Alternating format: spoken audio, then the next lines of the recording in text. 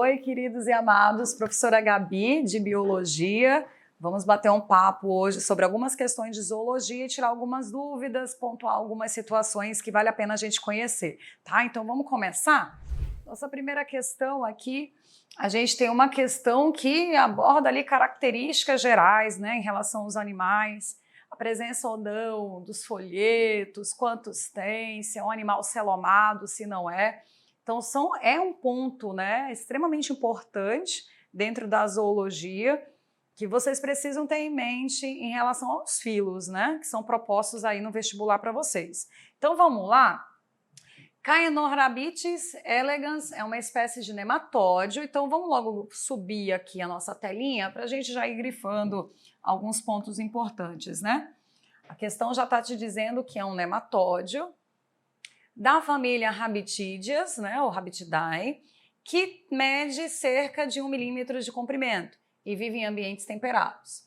É um importante modelo para o estudo da biologia no desenvolvimento, devido principalmente a ter sido o primeiro animal multicelular a ter o seu genoma sequenciado, e é um excelente organismo modelo para estudos da embriologia, pois é pequeno, de fácil criação, com ciclo de vida curto, do ovo adulto em aproximadamente 4 dias e apresenta poucas células e sua manipulação genética é relativamente simples. De forma geral, o nematóide possui como principais características embrionárias. Então vamos lá, queridos. Já temos um ponto extremamente importante, que é a informação que esse animal faz parte do filo Nematoda. Então, esse animal, ele está ali junto com a lombriga, né, Ascaris lumbricoides, Necato americano, Duodenale, né? Então a gente tem essa sequência aí de indivíduos.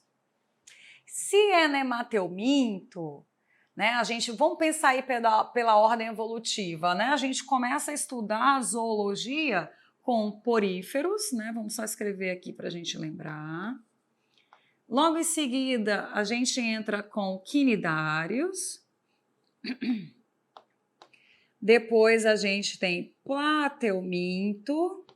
E depois a gente tem nematoda, nemateumintos, que é o que a questão quer, né? Poríferos são as esponjas. Quinidários são as medusas, os pólipos, as anêmonas. Plateuminto a gente tem como um representante aí principal as tênias, né? Então, elas estão aí dentro, planária, e nematoda, lombriga e companhia. Se a gente vai pela escala evolutiva, a gente sabe que, em relação ao número de folhetos, somente os quinidários têm 2. Então, a gente os chama, né, até de diblástico. Então, ele tem ectoderma e endoderma. De quinidário em diante, né, de plateuminto em diante, na verdade, são os nossos indivíduos que são triblásticos. Então, todo mundo daqui em diante é tri. Então, vamos logo marcar quem é tri. Então, a gente tem letra A, triblástico, letra C, triblástico, letra D, triblástico. Então, automaticamente, B de bola já saiu e E também já saiu. Em relação à simetria, simetria radial em forma de raio, né? Lembra aí da pizza? E bilateral é quando eu parto o animal ao meio, lado esquerdo e direito tem que serem iguais. Pensa numa lombriga. Ela tem simetria radial? Não tem. Ela tem simetria bilateral. Então, vamos ver se a gente elimina alguém. Olha só, já até acertamos a questão, já sabemos até a informação.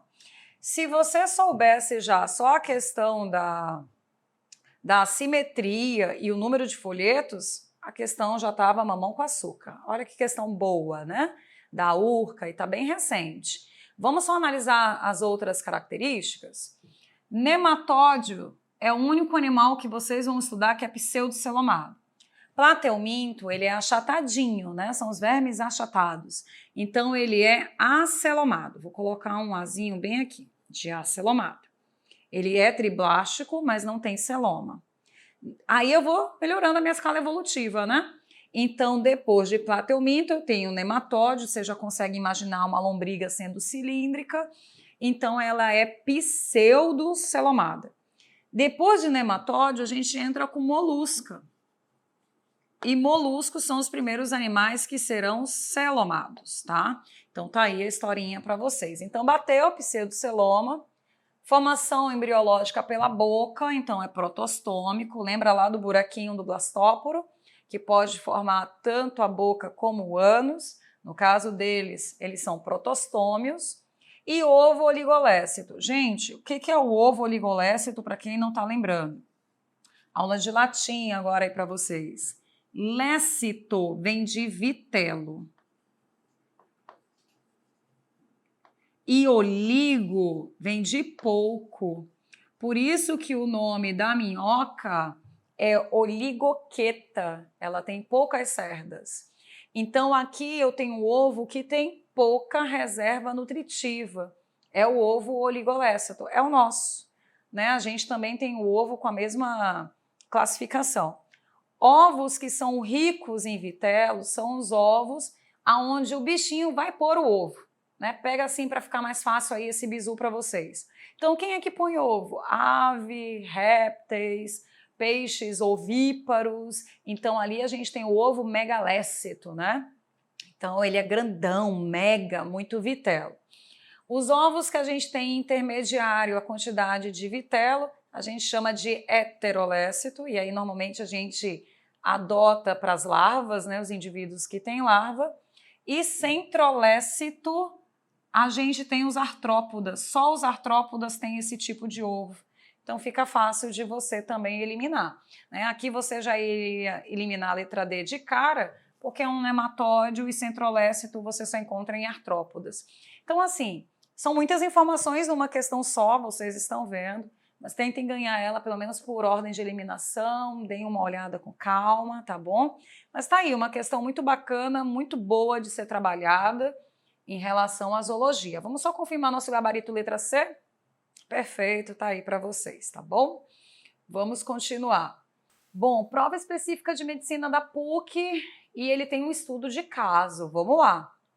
Imagine que foi realizada uma pesquisa em um país hipotético com o objetivo de levantar dados sobre doenças parasitárias em 3 municípios. Os dados da tabela referem-se ao número de casos em cada um desses municípios durante o período de 2016 e 2018. Então vamos lá. Esquistossomose, a gente tem bem aqui, ascaridíase, filariose e ancilostomose. E aí a gente tem o número de casos para cada município, né? Com base na tabela e seus conhecimentos sobre as verminoses, assinale a alternativa correta. Vamos lá. No município 3, apresenta poucos casos registrados de esquistossomose. Vamos ver? Realmente, está aqui, ó, poucos casos. E ancilostomose, cadê a ancilostomose? Aqui também. Pois provavelmente houve um incentivo para que a população lavasse melhor suas frutas e verduras antes de comê-las, já que essa é uma das medidas profiláticas que se aplica em ambas as doenças. Queridos, medidas profiláticas são aquelas medidas antes, né? O que você vai utilizar, o que você vai fazer para evitar a doença. E aqui ele está dizendo que tanto para a ancilostomose como para a esquistossomose, a medida preventiva, né, a profilaxia, seria lavar melhor as frutas e verduras antes de comê-las. Observem bem, aqui tu tinha que conhecer os vermezinhos. Não vou dar spoiler agora para não estragar a questão. Vamos lá. No município 2, poderia tomar como medida preventiva contra a sua doença de maior prevalência. Quem é que está no 2 de maior prevalência? Filariose. Vamos marcar aqui. Fazer um círculozinho para a gente não se perder. O uso de inseticidas e mosquiteiro nas janelas. Na doença da letra C, a maior prevalência no município 1. Quem é no município 1? Esquistossomose. Vamos fazer um círculo aqui também. Tem como um dos seus estágios a penetração ativa de uma larva do filo nematoda na pele humana. Aqui, vamos marcando. Letra D. O município 3 poderia se prevenir contra a ascaridíase, evitando a população a evitar andar descalça. Então, vamos colocar aqui. Deixa eu só tirar aqui o nosso painel. E a letra E, todas as doenças da tabela são causadas por parasitas heterógenos, né, ou heteroxênicos, que é a mesma coisa. Vamos lá, vou ajudar vocês em algumas coisas. Vamos começar pela letra E. Existem duas linhas de raciocínio. A gente tem os vermes monóxenos ou monoxênicos, que é a mesma coisa, e os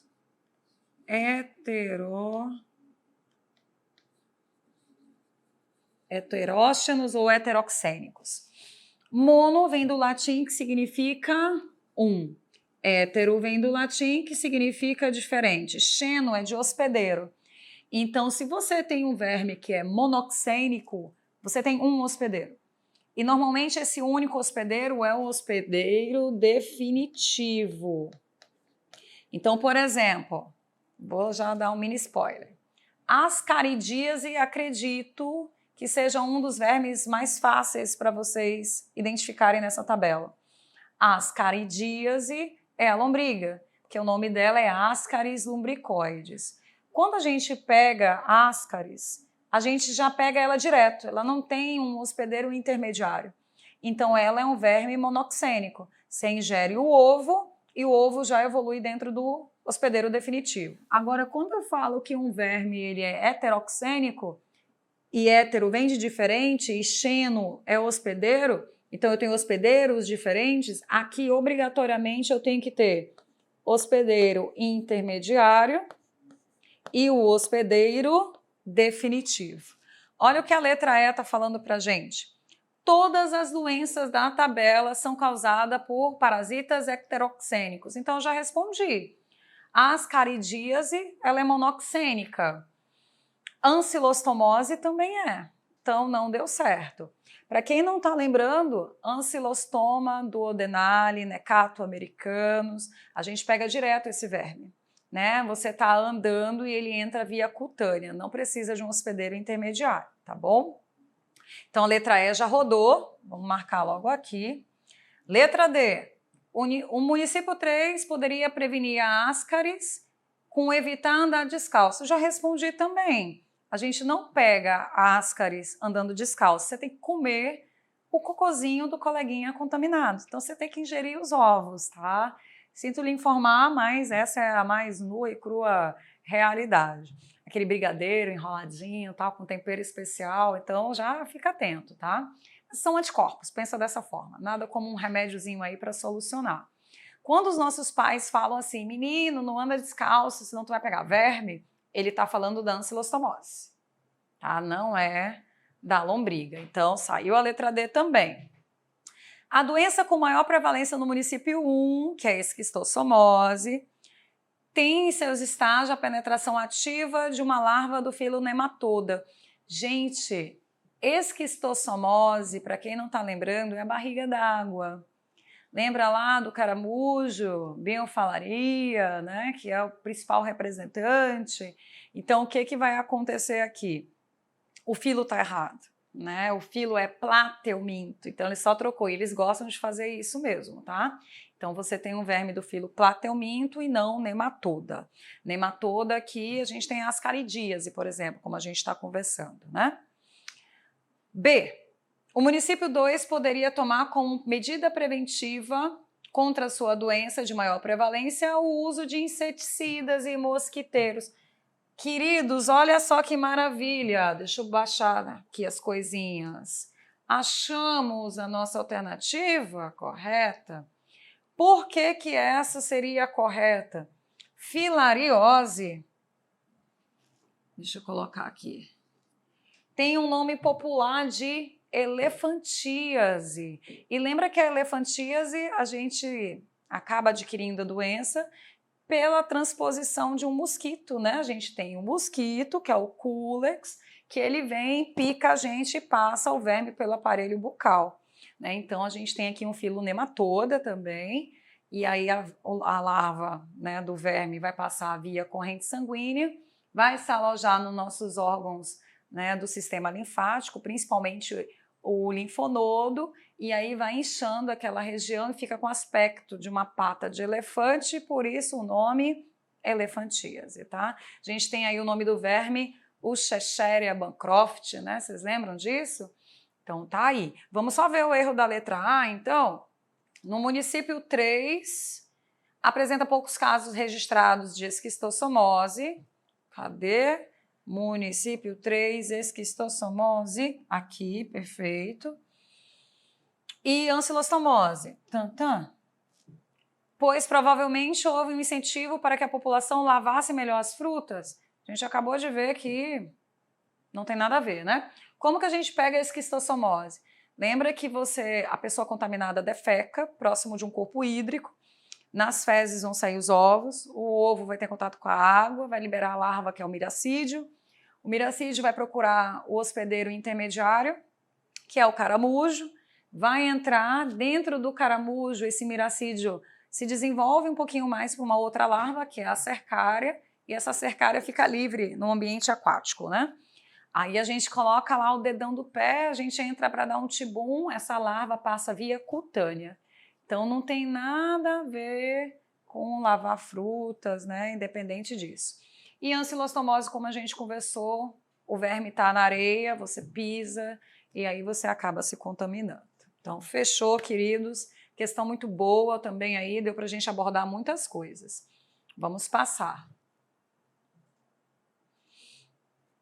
Vamos lá, prova específica também de medicina. Tênia, vamos conversar sobre a tênia.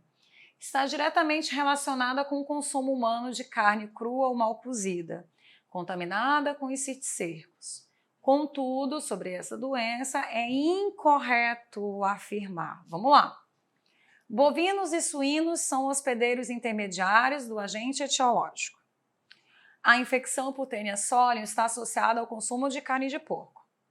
No intestino humano, os nemateumintos adultos fixam-se na mucosa intestinal.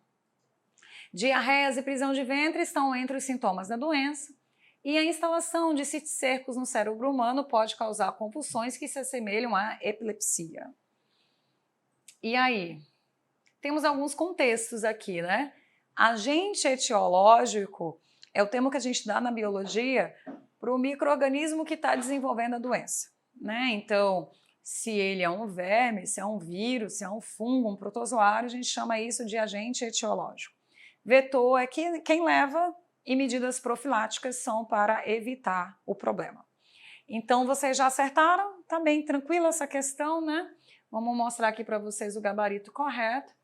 De novo, a gente tem um problema na classificação do verme, né? Tênia não é nematoda, tênia é plateuminto, é um verme achatado. Então, ok, a gente tem os principais aí hospedeiros intermediários, os bovinos e os suínos. Taenia solium é pelo contágio com carne de porco, Taenia saginata é do boi. Diarreia e prisão de ventre, sim, são uns dos sintomas, 8 e 80, né? Diarreia, prisão de ventre, sim, pode acontecer. E instalação do citicerco no cérebro humano, a gente vai ter a neurociticercose. Lembro vocês que ela só é desenvolvida através da Taenia solium. Não existe neurociticercose até hoje desenvolvida por Taenia saginata, tá bom? Então tá aí, bem tranquilinha, prova específica também de medicina, muito boa. Vamos para a próxima? Na questão 4, ela está falando de uma questão que a gente tem mosquitos, né, apesar de ser pequenos e delicados, podem ser perigosos e muitas vezes responsáveis pelo transporte de parasitas e pela transmissão de doenças. Perfeito. Considerando as doenças cujo ciclo de transmissão conta com mosquitos como vetores dos agentes etiológicos, assinale a alternativa correta. Então, uma questão que quer saber aí, qual doença é transmitida por um mosquito? A letra A a gente já tira, né, porque a gente acabou de falar sobre tênia, a gente sabe que é o consumo de carne, então não faz sentido. Mas a gente tem chikungunya, causada por bactérias do grupo Escherichia, né, ou Escherichia. Febre amarela, causada por um protozoário, Trypanosoma cruzi. Filariose linfática, causada por um nematóide, Escherichia bancroft. Esquistossomose, causada por plateuminto, né, saiu até remixado. Plateuminto do gênero Esquistossoma. E aí, queridos? Tranquila também essa questão, né? Tentando pegar vocês aí com bactéria protozoário, mas vocês são safos, vocês não caíram nessa. Nossa alternativa correta é a letra D. Ó, que maravilha!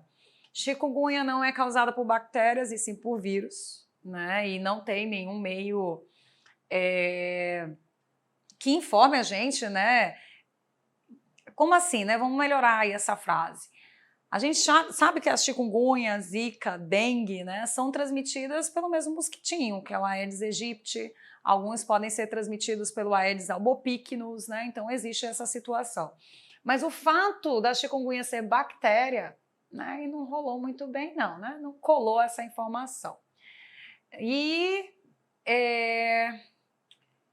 a gente tem a febre amarela logo embaixo, né? Que aí também já deu spoiler, né? Do Aedes aegypti.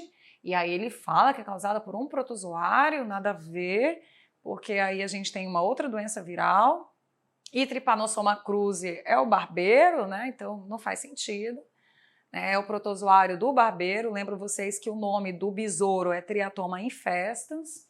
Letra D, nossa correta, perfeitinho. E a E está falando que é esquistossomose. Esquistossomose não é pego, né, por algum mosquito, né, que no caso sempre são as fêmeas, né, mosquita, ela precisa do nosso sangue para nutrir os ovos dos seus filhotinhos. Aqui a gente tem o caramujo, né, para fazer ali a evolução da larva, né, nem é o pobrezinho assim que transmite direto para a gente, é porque a bonita fica solta na água, né, mas tá aí então a nossa questão 4, bem tranquila também, bem legal de fazer. Vamos para 5. Estudo de caso de novo. Em uma região com alta incidência de doenças parasitárias, os alunos de uma escola técnica, na tentativa de diminuir a ocorrência de novos casos e colaborar com um centro de saúde, elaboraram uma lista de medidas de prevenção e combate a essas doenças.